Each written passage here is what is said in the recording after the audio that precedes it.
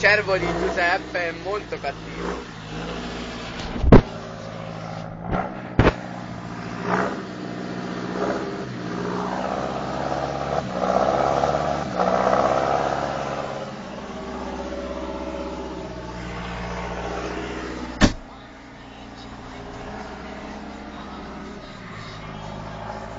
Con 70 quintali di grano dentro, come potete vedere è pieno, più il rimorchio saranno una ottantina, più un altro scarico ce lo dobbiamo mettere.